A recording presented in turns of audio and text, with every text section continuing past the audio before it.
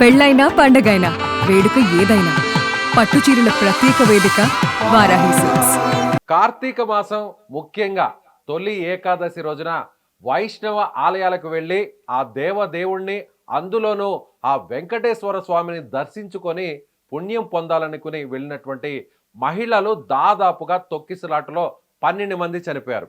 ఒక్కసారిగా ఈ తొక్కిసలాట జరిగింది. 3,000 రావాల్సినటువంటి ఆ ఆలయానికి భక్తుల సామర్థ్యం అంతుంటే 25,000 మంది భక్తులు అక్కడికి చేరుకున్నారు. ఒక్కసారిగా శ్రీకాకుళంలోని కాశీబుగ్గ వెంకన్న ఆలయంలో తొక్కిసలాట జరిగింది. ఈ తొక్కిసలాటలో ఎందుకు అంతమంది చనిపోవడం జరిగింది, అసలు తొక్కిసలాట ఎలా జరిగింది, దీనికి గల కారణాలేంటో అక్కడ ఉన్నటువంటి ప్రత్యక్ష సాక్షి భక్తుడు శంకర్రావు గారితో మాట్లాడే ప్రయత్నం చేద్దాం. శంకర్రావు గారు, అసలు ఎలా జరిగింది? అంటే కేవలం 2-3 వేల మంది మాత్రమే భక్తులు వచ్చేటువంటి ఆలయ సామర్థ్యం అది అని అంటున్నారు. కానీ దాదాపుగా 25,000 మంది ఒక్కసారిగా వచ్చేసారంటున్నారు. అసలు ఎలా జరిగిందో చెప్పండి.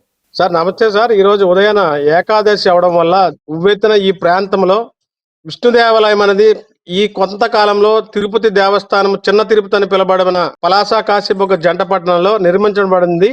ఈ కొద్ది కాలంలో సోషల్ మీడియాలో అత్యధికంగా ప్రాముఖ్యత చెందడం వలన ఈ చుట్టుపక్కల సుమారు 1000 గ్రామాల నుంచి సుమారు 25,000 మంది ఇక్కడికి వచ్చి దర్శనార్థం కోసం రావడం వల్ల అక్కడున్న ఏర్పాట్లు ఒక వ్యక్తి ఈ గుడిని నిర్మించడం వల్ల ఏర్పాట్లలో విఫలం చెందడం వల్ల తొక్కిసలాట చెందిందని మనకు స్థానికులు ఇక్కడ చెప్తున్నారు. మనం ఇక్కడ నుంచే చూస్తున్నాం.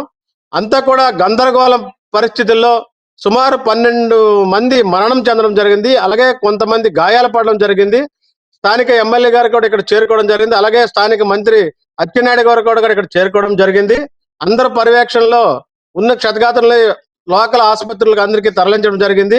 ఇంకా ఎంతమంది మరణించారనేది పూర్తి రిపోర్ట్స్ మనకి ఇంకా తెలియాల్సి ఉంది. పోలీసులు కూడా, రెవెన్యూ డిపార్ట్మెంట్ అంతా కూడా ఇక్కడే ఉన్నారు. అందరూ కూడా చూస్తున్నారు. ఉన్న జనాభాని కంట్రోల్ చేసి ఒక సురక్షితమైన ప్రాంతాలకు తరలించడం జరిగినది. శంకర్రావు గారు, అక్కడ కేవలం 12 మంది, అంటే చనిపోయిన సంఖ్య 12 కాదు, ఇంకా కూడా పెరిగేటువంటి అవకాశం కూడా ఉంది అంటున్నారు. కేవలం అక్కడ 3,000 మంది మాత్రమే వచ్చే సామర్థ్యం మాత్రమే ఉంది అక్కడ ఆ క్యూ లైన్స్ కి. కానీ 1,000 మంది రావడంతో ఆ తాకిడి వల్ల అక్కడ ఉన్నటువంటి రైలింగ్ కూడా కూలిపోయింది అంటున్నారు. మీరు అక్కడ ఏం జరిగిందో ఒకసారి చెప్పే ప్రయత్నం చేస్తారా? యాక్చువల్ గా ఇక్కడ చిన్న స్థలం సార్, విస్తీర్ణమైన స్థలంలో కట్టినప్పుడు కూడా ఇక్కడ గుడి అనేది ఒక చిన్న స్థలంలో ఉన్నది. దానికి సెక్యూరిటీ పరంగా ఏం లేదు. అంటే లోకల్లో ఒక చిన్న గుడి దేవస్థానం కట్టడం వల్ల ఇంత పెద్ద ఎత్తు జనాభా ఇక్కడ చేరుకుంటారని ఎవరు ఎక్స్పెక్ట్ చేయలేదు. అతను సొంతంగా గుడి నిర్మించడం వల్ల కొన్ని వసతులు అయితే ఇక్కడ లోపించి ఉన్నాయి. అక్కడ మినీ తిరుపతిగా అక్కడ ఒక భక్తుడికి ఆలయం, అంటే తిరుమలలో ఉన్నటువంటి వెంకన్న స్వామి దర్శనం కాకపోవడంతో ఆయన అక్కడే ఒక వెంకన్న స్వామి ఆలయాన్ని నిర్మించారు. సో తిరుపతికి తిరుమలకు వెళ్ళలేని వారందరూ కూడా ఇక్కడికి వచ్చి దర్శనం చేసుకోవచ్చు అనేటువంటి ఒక ప్రచారం కానీ ఆ ప్రసిద్ధి చెందడం అనేది ఎప్పటి నుంచి ప్రారంభమైంది? అసలు గుడి ఎప్పుడు ఓపెన్ అయింది? ఒక సంవత్సరం కాలంలోనే ఓపెన్ అయింది. దీనికి ఈ చుట్టుపక్కలగా చిన్న తిరుపతి లేకపోవడం, అతను సోషల్ మీడియాలో పలు ఛానల్లో ఇంటర్వ్యూస్ వల్ల నేను తిరుపతి వెళ్ళి దర్శనం చేసుకోలేపాను, మా అమ్మగారు గుడి కట్టమన్నారు కాబట్టి ఇక్కడ గుడి నిర్మించానని చెప్పడం వల్ల ఈ చుట్టుపక్కల ఒరిస్సా నుంచి ఈ చుట్టుపక్కల గ్రామస్తులంతా ఉవ్వెత్తునగా ఈ రోజు ఇక్కడ దర్శనము వెంకన్న స్వామి దర్శనం చేసుకోవడానికి చాలా పెద్ద ఎత్తున సుమారు 25,000 పైబడి జనాభా ఇక్కడ చేరుకోవడం వల్ల ఈ రోజు ఈ దురదృష్టకరంగా ఈ మృతులు అనేది జరగడం అనేది అందరికి ఇబ్బందికరంగా జరుగుతుంది. అలాగే అండి, అక్కడ మెట్ల మీదకు వెళ్ళేటువంటి ఆ రైలింగ్ కూలిపోవడం వల్లే, అంటే ఆ మెట్లకు వెళ్ళేటువంటి మార్గం అక్కడ ఆ బిల్డింగ్ కూడా అండర్ కన్స్ట్రక్షన్ లో ఉంది. సో అక్కడ వెళ్ళేటువంటి ఆ ప్రదేశం, ఆ స్పేస్ కూడా చాలా తక్కువగా ఉండడం వల్లే మహిళల మధ్య ఫస్ట్ ఒక చిన్న గొడవ జరిగింది. ఆ గొడవలో భాగంగా తోపులాట జరిగింది. ఆ తోపులాటతోనే ఒక్కసారిగా ఆ మెట్ల మీద ఉన్నటువంటి వారందరూ కూడా ఆ రైలింగ్ మీద పడిపోవడంతోనే కూలిపోయింది అంటున్నారు. ఏమంటారు? క్రమంగా లేకపోవడం వల్ల జనాభా ఎక్కువ రావడం వల్ల అక్కడ ఉన్న కన్స్ట్రక్షన్ అనేది ఒకే వే నుంచి ఒక వే ఇవ్వడం వల్ల గుడులు సమూహాలు కొన్ని రకరకాల విగ్రహాలు వరుస కార్యక్రమాలు ఉండడం వల్ల ఇవన్నీ దర్శనం ఆ రూట్ లో వెళ్ళడం వల్ల తొక్కిసలాట జరగడం వల్ల ఈ కార్యక్రమం జరిగింది సార్. ఇటువంటి పరిస్థితి జరిగింది. ఇక్కడ ఎక్కువగా మహిళలే ఉన్నారు. సో మహిళలే ఎక్కువ సంఖ్యలో వచ్చారా? 25,000 మందిలో మీరు కూడా అక్కడికి వెళ్ళారంటున్నారు. 25,000 మందిలో ఎక్కువ మంది మహిళలే ఉన్నారా? గుడికైతే దర్శనం కొరకు మహిళలే ప్రతి రోజు కూడా ఎలగలేదన్నా 200 మంది నుంచి 500 మంది వరకు ప్రతి రోజు దర్శనార్థం వస్తుంటారు. ఈ రోజు ఏకాదశి కావడం వల్ల మరీ పెద్ద ఎత్తున ఈ చుట్టుపక్కల గ్రామాలందరూ ఇక్కడ చేరడం జరిగింది సార్. కొన్ని నెలల కిందటే గుడి ఓపెన్ అయింది.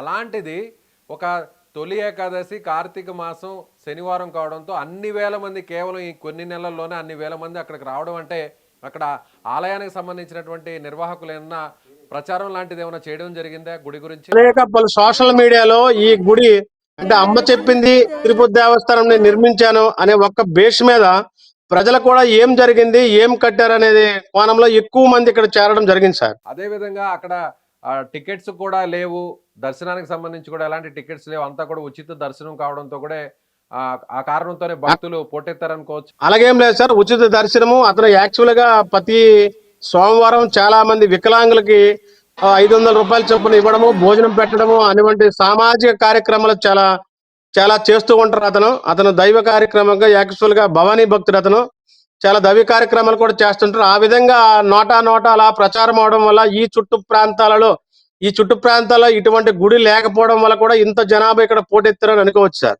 అంటే ఆలయ నిర్వహణ అంతా కూడా ఏర్పాట్లన్నీ కూడా ప్రైవేటు వ్యక్తులు చేయడం వల్లే, ఎండోమెంట్ కి సంబంధం లేకపోవడం వల్ల ఈ ప్రమాదం జరిగింది అని అంటున్నారు. కానీ అక్కడికి 25,000 మంది భక్తులు వస్తున్నారన్నప్పుడు కనీసం ఆలయానికి సంబంధించినటువంటి ఆ వ్యక్తులు, నిర్వహణకు సంబంధించినటువంటి ఆ వ్యక్తులు ప్రభుత్వానికి కానీ పోలీసులకు కానీ ఎండోమెంట్ డిపార్ట్మెంట్కి కానీ ఎలాంటి సమాచారం ఇవ్వలేదా? అంటే ఇన్ని వేల మంది వచ్చేటువంటి అవకాశం ఉందనేటువంటి అంచనాలు వేయడంలో విఫలమయ్యారా? పోలీసులు జనరల్ గా లోకల్ గా జరుగుతున్న గుడిని ప్రతిరోజు ఎంతమంది వస్తుంటారని పర్యవేక్షణ ఇంటెలిజెన్స్ రిపోర్ట్ ఉంటుంది. అవన్నీ చూసుకొని ఈ రోజు ఏకాదశి పరదర్శన ఉదయం ఏకోజాము నుంచి 4 గంటల నుంచి కూడా ఇక్కడ జనతాకిడి ఎక్కువ ఉంది. శంకర్రావు గారు, గుడి ఓపెన్ అయి కొన్ని నెలలు మాత్రమే అవుతుంది, అలాంటిది ఇప్పుడు 25,000 మంది ఇప్పుడు వచ్చారంటే ఫస్ట్ టైం ఇప్పుడు ఇంత పెద్ద స్థాయిలో రావడం ఇదే తొలిసారా, లేదంటే ఇంతకు ముందు జరిగినటువంటి పండుగల్లో కూడా ఈ స్థాయిలోనే భక్తులు హాజరయ్యారా? ఆ గుడి ప్రారంభించి ప్రతిరోజు కూడా 100 నుంచి 200 మంది 300 మంది శనివారం సోమవారం అయితే కొద్ది జనాభా తాకిడి ఎక్కువ ఉండేది. ఈ రోజు ఏకాదశి కారణంగా ఈ చుట్టుపక్కల గ్రామాలు వేలాది మంది రావడం వల్ల ఈ ఘటన జరిగిందని చెప్పొచ్చు. అంటే ఫస్ట్ టైం ఇంతమంది రావడం ఆ గుడి? ఇదే ఫస్ట్ టైం సార్. మొదటిసారి ఇంత వేలాది జనాభాలో దర్శనం కోసం రావడం మొదటిసారి ఇదే రోజు. గుడి ధర్మకర్త కూడా దీన్ని ఎక్స్పెక్ట్ చేయలేకపోయి ఉండొచ్చు. కానీ ప్రచారం ఎక్కువ వల్ల అత్యధిక తిరుపతి దేవస్థానము ఇక్కడ చక్కగా నిర్మించారు. ఒక సొంత వ్యక్తి డబ్బులతో ఇంత పెద్ద ఎత్తున గుడి నిర్మించారు. అది చూడడానికి మన దగ్గరలో ఉందని చెప్పి వేలాది జనాభా ఈ చుట్టుపక్కల సరౌండ్స్ 50 కిలోమీటర్లు 60 కిలోమీటర్లు, ఎందుకంటే టెక్కల వాస్తవులు ఎక్కువ ఉన్నారు చనిపోయిన దాంట్లో. వజ్రపు కొత్తూరు మండలం కొందరు వ్యక్తులు ఉన్నారు కాబట్టి టెక్కల నుంచి వచ్చారంటే మనం దాన్ని బట్టి మనం అంచనా వేయొచ్చు సార్ ఈ జిల్లాలో.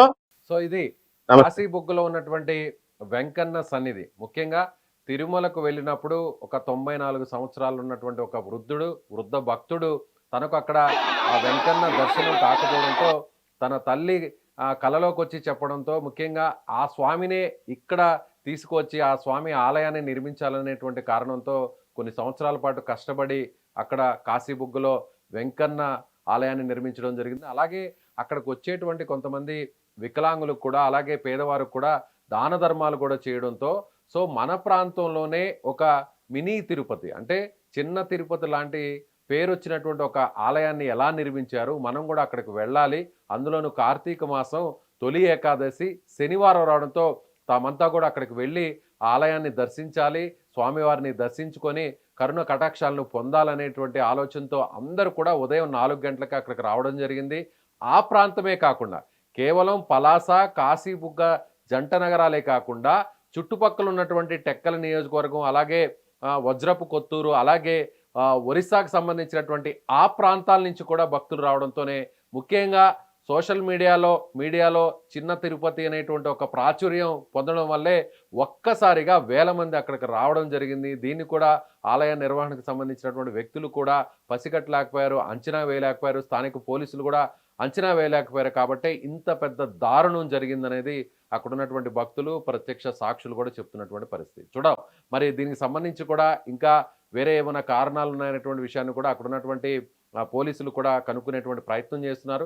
సో ముఖ్యంగా దీని వెనక్కున్నటువంటి నిర్లక్ష్యం ఎవరితో కూడా తేల్చేటువంటి పరిస్థితి కూడా కనిపిస్తుంది.